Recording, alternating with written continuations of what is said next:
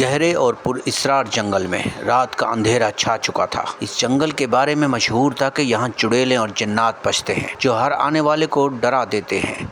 لوگ رات گئے وقت اس جنگل کے قریب جانے سے بھی ڈرتے تھے۔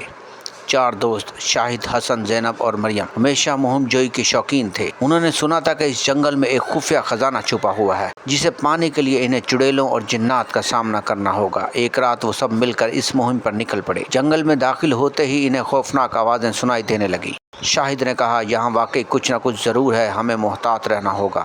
آگے بڑھتے ہوئے انہوں نے دیکھا کہ ایک بوڑھی چڑیل ایک درخت کے نیچے بیٹھی تھی اور خوفناک آوازیں نکال رہی تھی۔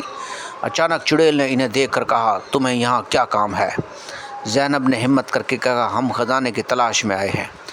چڑیل نے مسکراتے ہوئے کہا، خزانہ چاہتے ہو؟ پہلے جنات کا سامنا کرو۔ جیسے ہی وہ آگے بڑھے انہیں ایک خالی میدان نظر آیا۔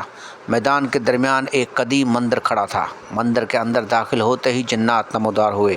ان کی آنکھیں سرخ اور خوفناک تھیں۔ ایک جن نے کہا، یہاں آنے کی جرت کیسے ہوئی؟ حسن نے دل مضبوط کر کے کہا، ہم خزانے کی تلاش میں ہیں، ہمیں تمہاری مدد کی ضرورت ہے۔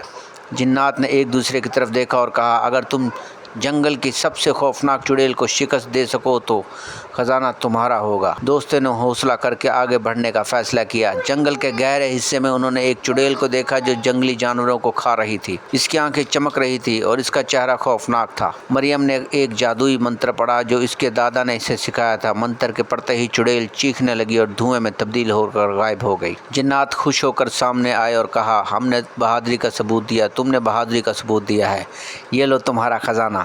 خزانہ حاصل کر کے چاروں دوست جنگل سے باہر نکل آئے۔ یہ مہم ان کے لیے زندگی بھر کا یادگار تجربہ بن گئی۔